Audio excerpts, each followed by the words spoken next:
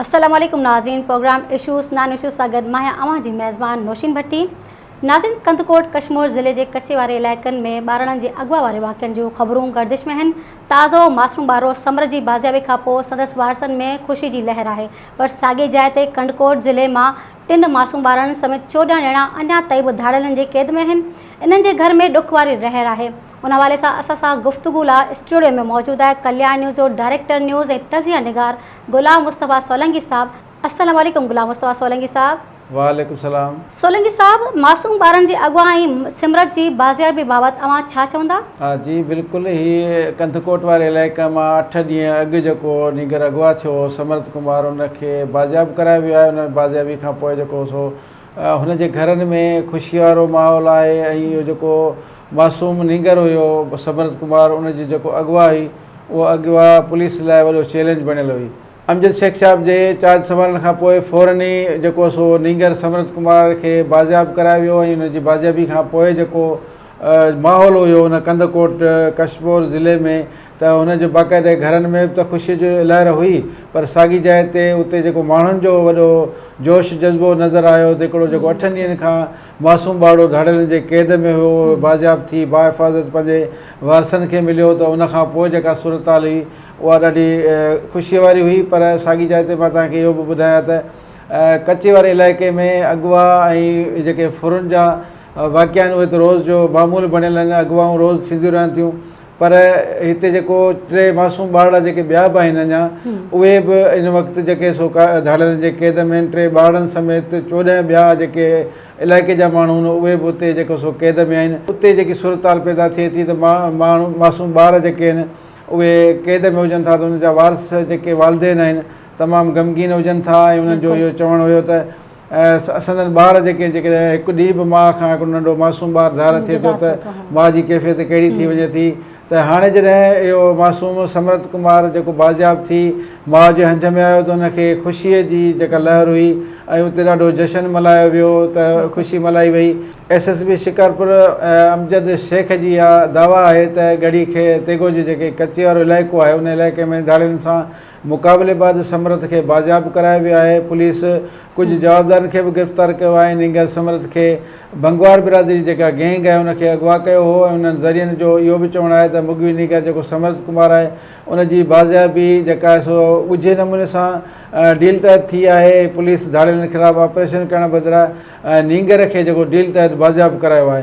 हाणे इहे सॼी हिकिड़ा वाक़िआ आहिनि जेके गर्दिश कनि पिया। कंदकोट ज़िले मां 3 मासूम ॿारनि समेत 14 ॼणा जेके अञा बि क़ैद में आहिनि, त उहे बि हिकिड़ो पुलिस लाइ सुवालिया निशान बणियल आहिनि। मां तव्हांखे तव्हांजी ॻाल्हि सॉरी कटंदसि। त दरअसल ॻाल्हि इहा आहे त 2 ॾींहं पहिरीं हिकिड़ी धाड़ेल जी बि वीडियो वायरल थी पई सोशल मीडिया ते, त असां ॿारनि ऐं औरतुनि ते तशदुद नाहिन कंदा।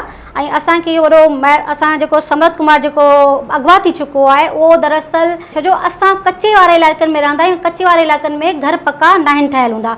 ही बाक़ाइदा जेका हुनजी समरत कुमार जी का वीडियो वायरल थी हुई, जंहिंखे उनमें मासूम ॿार खे मानी खाराईंदे ॾिठो वियो, त उन में उहो पके घर में वेठल हो। त इन बाबति तव्हां छा चवंदा?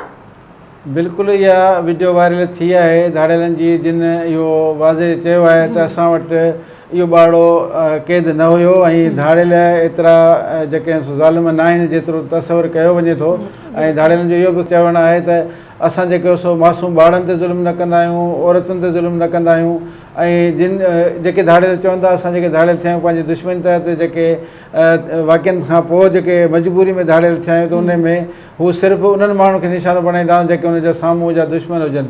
पर उन जेको मासूम ॿारड़ो आहे जेको बाज़ियाबु थियो आहे, त उहो हिकिड़े अहिड़े इलाइक़े मां बाज़ियाबु थियो आहे जिते बिल्कुलु हिकिड़ी कमिरो ठहियलु आहे, जंहिं कमरे में ॿार खे क़ैद कयो वियो। त उन में कुझु ॻुझा हथ उन में मुलविस आहिनि जिन खे ॿारनि खे उन क़ैद करे रखियो। पर जेकॾहिं धाड़ेल चवनि था जेकॾहिं असां वटि क़ैद हुजे हा त असां वटि झंग में त सिर्फ़ु झूपड़ियूं ठहियल आहिनि, उते तव्हांखे झूपड़ी नज़र अचे हा। पर हीउ ॿारड़ो हिकिड़े कमरे में क़ैद हो। त आसपास में इन सॼे मामले ते वॾा इंकशाफ थिया आहिनि।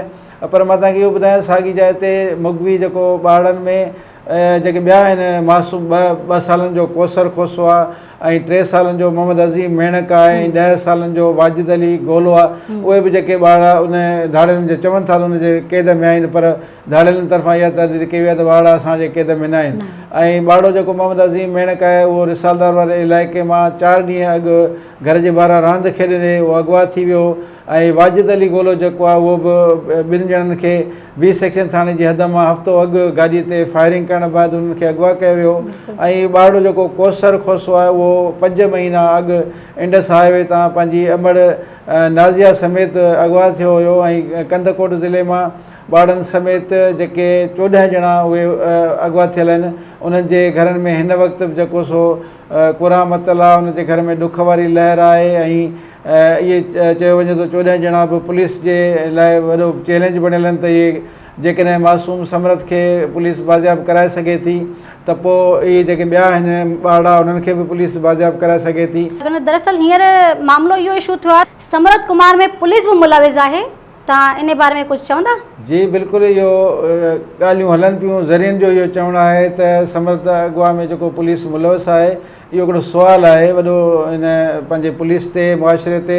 ऐं उन में जेके मुअतल चवनि था त अहलकार बि थिया आहिनि, उनजी बहाली लाइ जेको समरत खे बाज़ियाब करायो। ऐं इहे छिरकाईंदड़ हक़ीक़तूं जेके आहिनि उहे बि साम्हूं आयूं आहिनि त नीगर समरत खे कुमार खे अगवा करायो वियो, उन्हनि पुलिस अहलकार मुलविस आहिनि ऐं उहो कीअं अगवा कयो वियो ऐं पोइ कीअं आज़ादु थियो, उन हवाले सां बि हिकिड़ा छिरकाईंदड़ जेके इंकशाफ आहिनि उहे साम्हूं अचनि पिया। ऐं नीगर समरत कुमार जे अगवा में जिते धाड़ियलनि खे मुलविस ॼाणायो पियो वञे उते पुलिस जो किरदारु बि पधिरो थी साम्हूं आयो आहे। त ज़रियनि जो इहो बि चवणु आहे त SSP इरफान समो जेको आहे अहलकारनि खे उहो चई मुअतल कयो हो त नीगर अवां खणायो आहे, उहो वापसि करायो। ज़रियनि जो इहो बि चवणु त मुअतल थियल सिकंदर अली पंवर जेको आहे उनखे बि इहो चयो वियो त नीगर तो वटि आहे उहो वापसि करायो वञे, जंहिं ते सिकंदर अली उहो इनकार कयो हो त इहो नीगर असां वटि न आहे। ऐं मुअतल थियल ऐं बरतरफ़ थियल जेके अहलकार आहिनि उन्हनि जा बि तफ़सील साम्हूं आया आहिनि त 22 अहलकार जेके बरतरफ़ थियल आहिनि, 6 मुअतल थियल आहिनि ऐं ॿियनि 30 अहलकारनि खे मुख़्तलिफ़ सज़ाऊं बि ॾिनियूं वयूं हुयूं। ऐं मुअतल थियल अहलकारनि में SHO B section Kandhkot Abdul Qadir Bhangwar, Sikandar Ali Panwar, C action incharge बरतरफ़ थियल हेड कांस्टेबल कुर्बान अली ऐं 2 अहलकारनि शहबाज़ अली शाह ऐं मोहम्मद अमीन जे 2 सालनि जी सर्विस बि ख़तमु कई वई हुई। ऐं मोहम्मद सलीम भट्टी जेको आहे सोहेल अहमद जे 1 साल जी इंक्रीमेंट जेका आहे उहा ख़तमु कई वई हुई। ऐं SSP इरफान समो पारां जेको 11 अहलकारनि खे इहा वार्निंग ॾिनी वई हुई त जिन में हेड कांस्टेबल गुलाम मुस्तफ़ा ऐं नबी बख़्श, अहलकार गुलज़ार ऐं ख़ालिद हुसैन, इमरान अली, तारिक हुसैन, अब्दुल गनी ऐं मीर हसन जेको मुजाहिद हुसैन, मोहम्मद शहबाज़ ऐं जेको नियाज़ अहमद आहे उहे उन में शामिलु आहिनि। ऐं 2 अहलकारनि में जेके 2 अहलकार कुदरतुल्ला ऐं मोहम्मद सलीम खे बि इहो चयो वियो उन में मुलविस ॼाणायो वियो। ऐं जेको मोहम्मद सलीम दुरानी आहे उनखे कचे वारे इलाइक़े में बदिली कयो वियो त हू जीअं कचे में जेको रहे। ऐं अहलकार जेको सदाम हुसैन खे सुठी कारकर्दगी ते उनखे इनाम बि ॾिनो वियो त इहो इनाम ॾियण जो मक़सदु इहो हुयो त जीअं उनखे ॿियनि माण्हुनि खे अहसासु थिए अहलकारनि खे त जेको सुठी कारकर्दगी करे थो उनखे बि माना इनाम ॾिनो वञे थो, बाक़ी ॿियनि खे सज़ा ॾिनी वञे थी। कंदकोट कश्मीर पुलिस खां सवाइ शिकारपुर पुलिस बि चयो वञे थो त उन मामले में किरदार साम्हूं आया आहिनि। ज़रियनि जो इहो बि चवणु आहे त शिकारपुर पुलिस हिन मामले में टियाकड़ी जो जेको किरदारु अदा कयो आहे। नीगर समरत खे ॾुआरियुनि वटां बाज़ियाब कराइण लाइ राजूनी कोशिशूं कयूं वयूं, जंहिंजे नतीजे में समरत कुमार जेको सो उनजी वापसी थी आहे। मुमकिन आहे त हिन सॼी सूरत में जेको सो अञा बि कुझु पासा गुज़ारित बणियल आहिनि त नीगर कंहिं वटि क़ैद हो ऐं कहिड़ी गैंग उन में मुलविस हुई। पुलिस त भंगवार गैंग खे मुलविस ॼाणाए चुकी आहे, जंहिंजो सरबराह बदनाम धाड़ियल शरीफ़ भंगवार ॼाणायो वियो आहे। ऐं कुझु महीना अॻु जेको ज़िले कश्मीर कंदकोट मां पुलिस सां मुक़ाबले में मारिजी वियो हुयो, जंहिं करे पुलिस जी कारकर्दगी ते बि सुवाल उथी रहिया आहिनि त शिकारपुर पुलिस हिन गैंग जी कंहिं बि ॾुआरी खे मीडिया साम्हूं पेश न कयो आहे। ज़रियनि खां इहो बि पिणु मालूम थियो आहे त SSP अमजद शेख पारां पंहिंजी टीम जी मदद सां नीगर समरत कुमार खे ॾुआरियुनि खां ॻाल्हियुनि ज़रिए आज़ादु करायो आहे। उहो बि सुवालु उथारियो पियो वञे त राजूनी में कहिड़ा कहिड़ा माण्हू मुलविस हुआ, जॾहिं त इहा सॼी जेका सूरत हाल मां तव्हांखे ॿुधाए वियुसि। इन सॼी सूरत हाल में SSP कश्मीर जेको अमजद शेख साहिबु आहे उन पंहिंजी वज़ाहत जारी कई आहे त हिन में के बि जेका डील न थी आहे, न वरी हिनखे को राजूनी ज़रिए बाज़ियाब करायो आहे। ॿार खे असां पुलिस रेड करे बाज़ियाब करायो आहे ऐं उतां 5 माण्हुनि जी गिरफ़्तारी बि थी आहे। पर इन खां जॾहिं SSP खां इहो सुवालु कयो वञे थो त छा जेकॾहिं मुक़ाबिलो थियो त तव्हांजे तरफ़ां फायरिंग थी हुई ऐं धाड़ेलनि तरफ़ां फायरिंग थी हुई, त उन ते बि हिकिड़ो मुबहम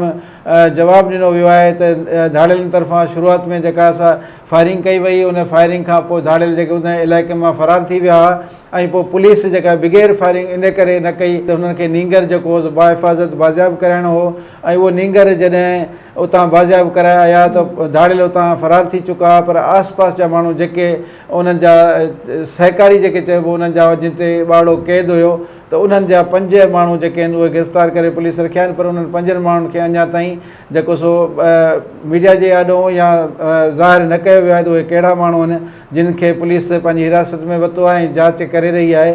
पर सुवाल इहो थो पैदा थिए त जेकॾहिं पुलिस ऐं धाड़ेलनि में को मुक़ाबिलो थिए थो त उन में ज़रूरु को धाड़ेल ज़ख़्मी थिए थो या को पुलिस एहलकार ज़ख़्मी थिए थो। पर हीउ हिकिड़ो अहिड़ो मामलो आहे जेको जंहिं ते माना ॿाड़ो बि बाहिफ़ाज़त बाज़ियाब थी थो वञे, को पुलिस वारो बि ज़ख़्मी कोन थो थिए ऐं धाड़ेल बि फ़रार थी था वञनि फायरिंग कंदा ऐं फायरिंग मां को जानी माली नुक़सानु न थियो आहे। त हाणे इहे सॼा सुवाल जेके आहिनि इहे हिन सॼे इशू खे जेके आहिनि मुबहम कनि था। पर साॻी जाइ ते SSP शिकारपुर अमजद शेख लाइ बि इहो सुवालु आहे त छा जेकॾहिं समरत कुमार खे हिकिड़े थोरे अरसे में अमजद शेख साहब खे मुक़ररु कयो वियो, पहिरियों चैलेंज हुन लाइ इहो हो त समरत जेको 8 ॾींहंनि खां क़ैद हो उनखे बाज़ियाब कराए, त हुन बाज़ियाब कराए या कारकर्दगी पंहिंजी बीहारी आहे त हुन ॿाड़े खे बाज़ियाब करायो आहे। पर हाणे जेके 3 ॿाड़नि समेत जेके 14 माण्हू अञा बि कचे में धाड़ेलनि जे क़ैद में आहिनि, उहे पिणु हिन SSP जे लाइ चैलेंज बणियल आहिनि त छा उन्हनि जे लाइ का कार्रवाई कई वेंदी या उन कचे में कार्रवाई करे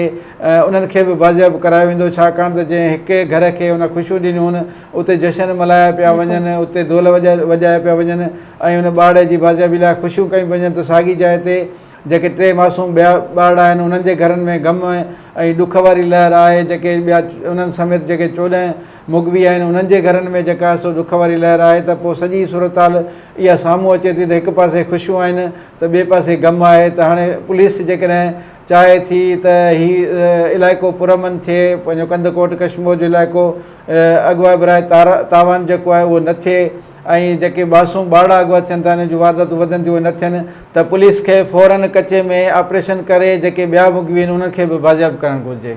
महिरबानी सोलंकी साहब। नाज़िन तव्हां असांजे तज़े निगाह जूं ॻाल्हियूं ॿुधियूं। संदन चवणु आहे त कंदकोट ऐं कश्मीर अहिड़ा क़बाइली इलाइक़ा आहिनि जितां अॻुवा जो रोज़ वारदातियूं थींदियूं रहनि थियूं, पर मासूम ॿारनि खे अॻुवा करे क़ैद में रखणु अफ़सोसनाक अमल आहे जिन सां ॿारनि जे ज़हन ते ख़राबु असर पवनि था। इहा हुकूमत जी ज़िम्मेवारी आहे त हू अमन अमान बहाल कराए ऐं अॻुवा थियल ॿारड़ा तोड़े वॾा बाज़ियाब कराए। उन सां गॾु पंहिंजी मेज़बान नौशीन भट्टी खे ॾींदा इजाज़त। वरी मिलंदासीं कंहिं नए इशू सां गॾु। तेसिताईं अल्लाह वाही।